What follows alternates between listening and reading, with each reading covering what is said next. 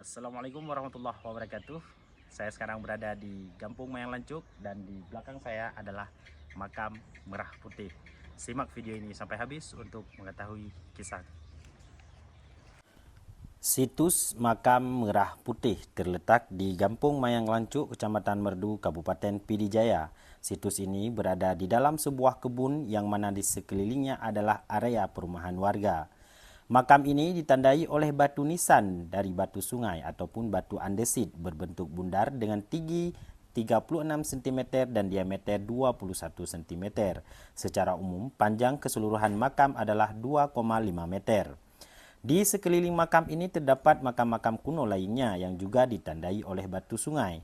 Tidak ada inskripsi dan epigrafi atau ornamen yang memberikan keterangan mengenai asosiasi makam kuno di situs ini.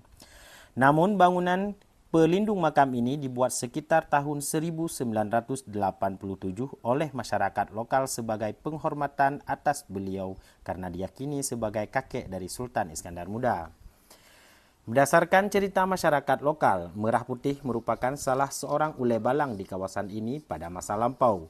Prasasti modern dibuat sekitar tahun 2007 yang terpasang pada makamnya menjelaskan silsilah tokoh ini. Ia adalah Merah Putih bin Merah Abdullah bin Sultan Saidil Mukamil, nenek dari Sultan Iskandar Muda. Namun kebenaran dari informasi ini sangat perlu ditelusuri kembali. Memang benar bahwa leluhur Iskandar Muda adalah Saidil Mukamil, tetapi kita perlu menemukan relasi antara makam Merah Putih di Pidijaya dengan Iskandar Muda. Seharusnya leluhur dari seorang tokoh hebat seperti Iskandar Muda pasti diagungkan yang dibuktikan dari ukuran dan kualitas nisan sebagai penanda kuburnya.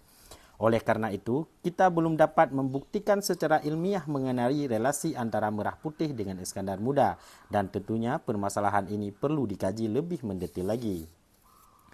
Berdasarkan catatan, kata merah gelar untuk seorang raja. Di Aceh era Kesultanan, kata merah juga sebutan yang ditunjukkan untuk gajah.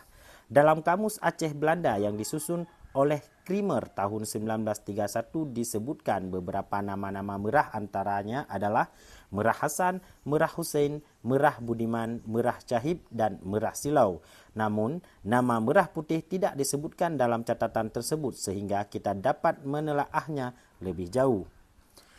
Prasasti modern yang dibuat pada tahun 1987 menjelaskan biografi Merah Putih, makam Merah Putih bin Merah Abdullah bin Sultan Saidil Mukamil, Nini Sultan Iskandar Muda.